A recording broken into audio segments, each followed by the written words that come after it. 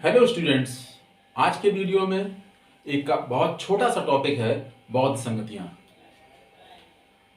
कई लोगों ने मैंने YouTube में देखा कि बौद्ध धर्म को लेकर काफ़ी वीडियो बना रखे हैं उन्होंने, तो वहाँ से भी आप उन चीज़ों को समझ सकते हैं या देख सकते हैं, क्योंकि वहाँ पे नंबर ऑफ वीडियो इतने ज़्यादा हैं कि हमारे बच्चे कंफ्यूज हो जाते हैं कि क्या पढ़ना है और क्या देखना है। ठीक है, पर मैंने जो एग्जाम का पैटर्न देखा है तो उसमें क्या है कि जो बौद्ध संगतियां हैं वो काफी इम्पोर्टेंट हैं और जिसको लेकर हमारे YouTube में वीडियो भी उस हिसाब से नहीं बने हैं, जबकि बौद्ध धर्म या सिद्धार्थ के लेकर जो भी मैक्सिमम स्टोरियां हैं उसको लेकर काफी कुछ मटेरियल हमको YouTube में देखने को मिल जाता है। ठीक है, तो इसीलिए मैंने जानबूझकर एक बहुत बौद्ध धर्म के बहुत छोटे से टॉपिक है बौद्ध संगतियों को ही रखा है। अब यहाँ पे हमारे बच्चे कंफ्यूज रहते हैं कि सर इसमें कंफ्यूजन रहता है कि ये किस समय में हुई है या किसके रिजीम में हुई है या इस कमेटी का या मीटिंग का कौन इसका अध्यक्ष हुआ है। देखो बेटा, आपको दूसरे वीडियो में इस टाइप की मनगढ़ंत शॉर्ट ट्रिक मिलेंगी, ठीक है, पर इन शॉर्ट ट्रिक का कोई अस्तित्व नहीं होता है। क्यों कि जैसे मैंने शुरुआत में कहा आपसे कि एक बहुत छोटे से टॉपिक, यदि हम जो जीएस हमारे सिलेबस का जो पार्ट है, इतना बड़ा वास्ट सब्जेक्ट है, सिलेबस है, और उसमें हम छोटे छोटे टॉपिकों के ऊपर यदि कोई ये कहता है कि ट्रिक आप याद कर लेंगे, उस समय तो आपको ट्रिक याद हो जाएगी, पर ये कौन गारंटी देता है जो सैकड़ों आपने ट्रिकें बना रखी हैं वो एग्जाम हॉल में जब आप एग्जाम दे रहे होंगे तो उस समय भी आपकी मदद करेंगे। तो कहने का तात्पर्य क्या है कि आपको जिस तरीके से भी क्लियर हो रही चीजों को याद रहती है आप करिए। मेन तो यही है, जो मेन हमारा बेस क्लियर होता है तो वो चीजें हमको रटनी नहीं पड़ती हैं, उनको एक बार दो बार तीन बार यदि हम पढ़ते हैं तो वो चीज हमारे दिमाग में स्थिर हो जाती है।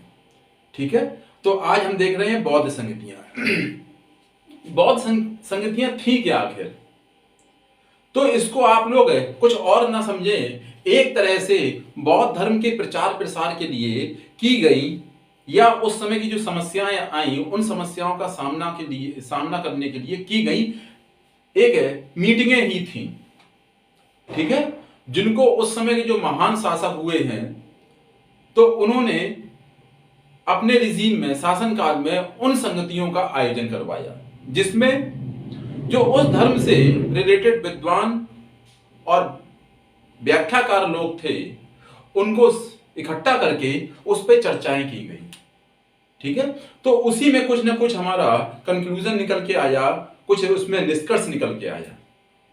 ठीक है, तो ये थी हमारी बौद्ध संगतियां।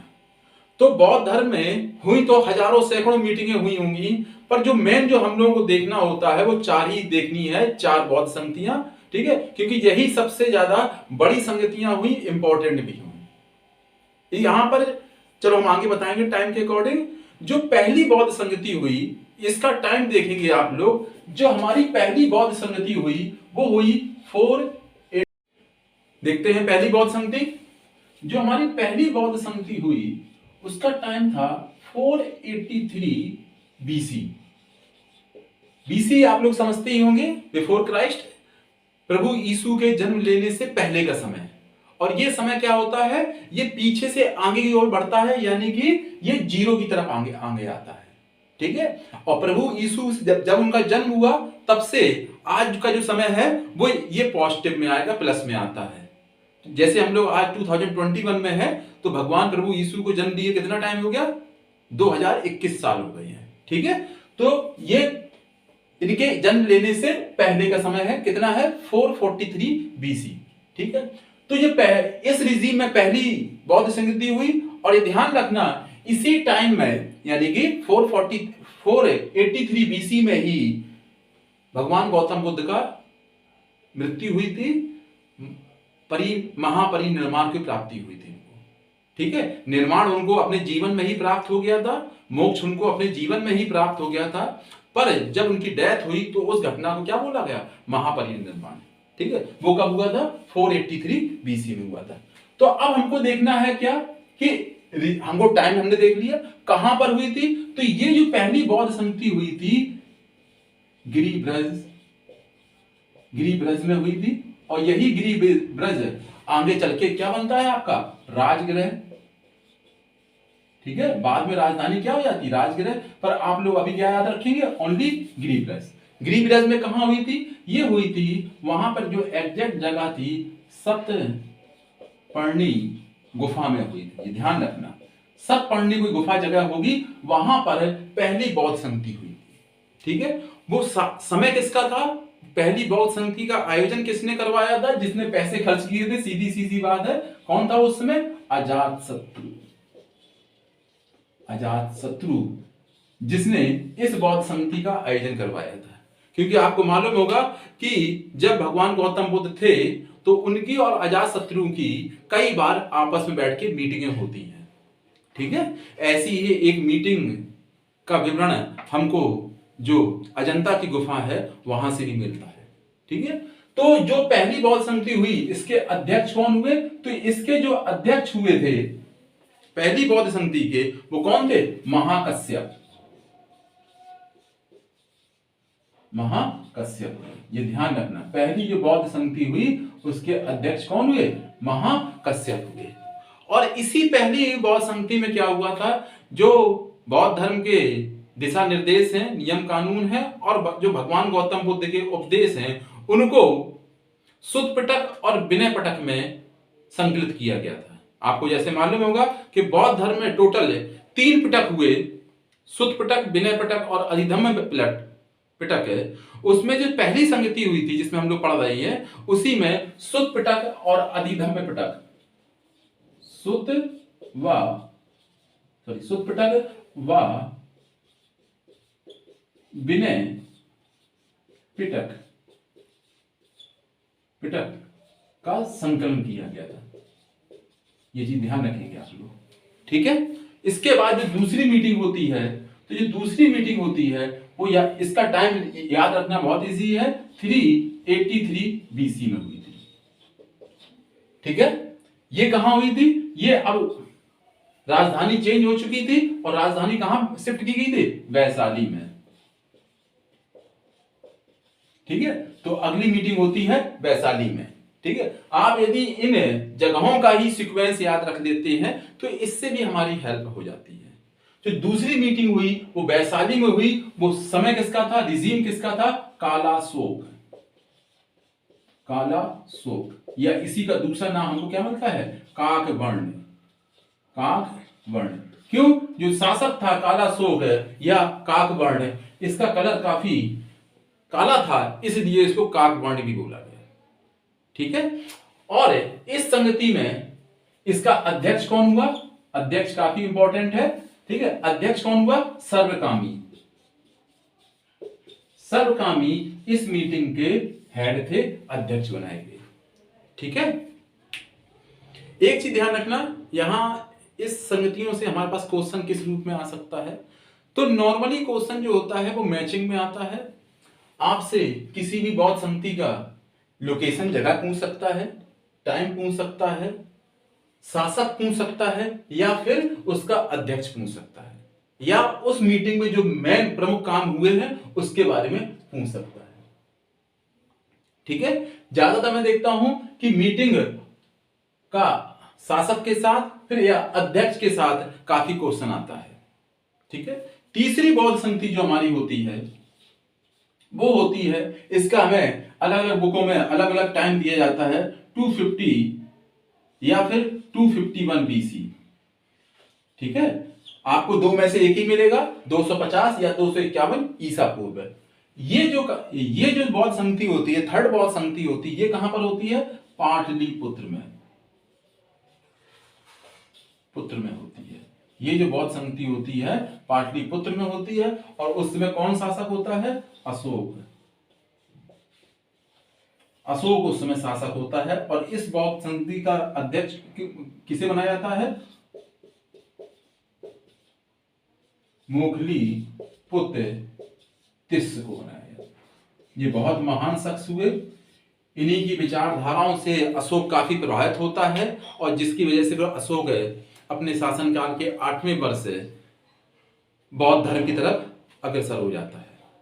ठीक है, मुगली पुत्र तिस्य। ठीक है, तो इसी संगति में क्या होता है, जो बौद्ध धर्म का तीसरा पिटक है, अधिधम्म पिटक है, अधिधम्म पिटक है, उसका संकलन किया जाता है, का संकलन किया जाता है। इसके अलावा जो बौद्ध संघ के लिए कड़े कानून भी बनाए जाते हैं, क्योंकि बौद्ध संघ में अब फूट होने पर शुरू हो चुकी होती है, उसमें बिखराव आ रहा होता है, तो अशोक अपने संरक्षण में ही इन बौद्ध संघों के लिए भी सख्त कानून का निर्माण करवाता है। ठीक है, जो चौथी बौद्ध संगति हुई, जो चौथी बौद्ध संगति है हमारी, वो होती है फर्स्ट शताब्दी में, फर्स्ट शताब्दी में। ठीक है, अब यहां पर हम एक चीज और देख सकते हैं कि जो हमारी शुरुआत की जो 3 बौद्ध संगति हैं, इनका समय क्या है, बिफोर क्राइस्ट है, यानी कि ईसा से पहले का है। पर अकेली एक संगति ऐसी है जो कब होती है, ईसवी में होती है, फर्स्ट शताब्दी में होती है। ठीक है, ईसवी इसको फर्स्ट शताब्दी में होती है। तो यहां से भी क्वेश्चन आ सकता है कि कौन कौन सी बौद्ध संगतियां ईसा से पहले की हैं या ईसा के बाद की हैं। ठीक है, ये क्वेश्चन ग्रुप में भी आ सकता है कि कौन कौन सी संगति ईसा पूर्व है। ठीक है, तो ये जो पहली संगति, जो फोर्थ संगति जो पहली शताब्दी में हुई, किसका उसमें रिजीम कहां पर हुई, तो ये हुई थी कश्मीर में, कश्मीर में हुई थी। कहां पर हुई थी, कुंडलवन में। क्योंकि उस समय जो भारत पर शासन कर रहा था वो कौन था, कनिष्क था। आपको जैसे मालूम है ये भारतीय शासक नहीं था, इसकी जो प्रमुख राजधानी थी वो पुरुषपुर, यानी कि पाकिस्तान में जो प्रेजेंट में पड़ता है पेशावर में, और इसकी जो दूसरी राजधानी थी वो मथुरा में हुआ करती थी। तो उसने क्या किया, तो उसी क्षेत्र में दोनों अपने जो उसका मेन जो एरिया था, ऊपर वाला जो मेन एरिया था, ठीक है, वहां पर ही उसने अपनी ये बौद्ध संगति का आयोजन करवाया था। ठीक है, और यही अकेला सिंगल राजा होता है जिसका जो सिल्क रूट है हमारा, उस पर आधिपत्य था। जो चाइना से निकला हुआ सिल्क रूट था, उस पर एकमात्र भारतीय शासक जिसे कह सकते हैं जिसका आधिपत्य था, वो था कनिष्क था। पर ये ध्यान रखना, ये भारतीय वंश का नहीं था, ये चाइना के ही साइड का था, और यूची कबीले का ये शासक हुआ करता था। ठीक है, तो इसी में क्या हुआ था, बौद्ध धर्म काफी बिखर चुका था, और ये हीनयान और महायान में ये धर्म 2 भागों में डिवाइड हो जाता है। ठीक है, अब आप कहोगे सर ये चीज तो मुझे हर जगह देखने को मिल जाती है, हम इसको पढ़ें कैसे? बेटा इसको थोड़ा समझना होगा कि जो पहली बौद्ध संगति है वो 483 बीसी में हुई। अब जब हमने बौद्ध धर्म पढ़ा है तो हमें मालूम है कि जो 483 बीसी है, इसी साल में क्या हुआ था, गौतम बुद्ध जी की मृत्यु हुई थी। तो उसी समय, तो इससे में याद रहेगा जिस साल उनकी डेथ हुई थी उसी साल पहली मीटिंग हुई थी। तो वो रिजीम किसका था, वो था अजातशत्रु का रिजीम, क्योंकि अजातशत्रु के अपने शासन काल के 8वें वर्ष ही गौतम बुद्ध की डेथ हुई थी, और उसी साल उसने मीटिंग करवाई। बाय द वे एग्जामिनर पूछ देता है कि ये अजातशत्रु के शासन काल की किस साल की घटना है या किस साल ये मीटिंग हुई, तो हम बताएंगे कि ये 483 बीसी की है। उस समय के जो महान शख्सियत थे इस धर्म के, वो कौन थे, महाकश्यप जी थे। तो उसी में क्या होता है, सुत पिटक और विनय पिटक का संकलन किया गया। उसके 100 साल बाद 383 बीसी में अब इनकी राजधानी यहां से चेंज हो चुकी है। ठीक है, कहां पहुंच गई है, वैशाली में। तो ये वैशाली में मीटिंग उन्होंने ऑर्गेनाइज करवाई। उस समय शासक कौन था, शिशुनाग वंश का शासक हुआ, दूसरा मेन शासक था कालाशोक। ठीक है, और उस समय के शख्स कौन थे, सर्वकामी। ठीक है, अब अशोक को आपने बहुत पढ़ ही रखा है, तो उसका रिजीम कौन था, कुछ बुकों में 250 दिया जाता है, कुछ जगहों पे 251 बीसी दिया जाता है। ठीक है, पर एग्जाम में आपको दोनों ऑप्शन नहीं मिलेंगे, एक ही ऑप्शन मिलेगा, कोई दिक्कत नहीं होगी आपको। ठीक है, अशोका मालूम ही है, अशोक की कैपिटल क्या थी, उसकी शासन की राज्य की पाटलिपुत्र, और वहां के मेन शख्स कौन थे, मुगली पुत्र तिस्य थे, क्योंकि इन्हीं की शिक्षा से अशोक प्रभावित होता है और फिर आगे चल के वो बौद्ध धर्म को स्वीकार करता है। ठीक है, और इसी में बौद्ध धर्म का तीसरा पिटक अधिधम्म पिटक संकलित किया गया। ठीक है, और जो जो चौथी बौद्ध संधि हुई, ये अब हम लोग सेंचुरी में शताब्दी में आ जाते हैं। इससे पहले की तीनों ईसा पूर्व में होती हैं। ठीक है, तो उस समय भारत में कौन शासक था कनिष्क, और वो ऊपर वाले क्षेत्र से ही आया था, तो उसने अपनी मीटिंग कहाँ करवाई, कश्मीर में करवाई। कश्मीर में कहाँ पर, आप बताएं, कुंडलवन में। और इसी में क्या होता है कि समय के साथ इसमें काफी टूट फूट हो चुकी थी धर्म में, तो इसलिए ये हीनयान और महायान दो ब्रांचों में डिवाइड हो जाता है मेन। ठीक है, इस तरह से आप इसको याद करने की कोशिश करेंगे। धन्यवाद।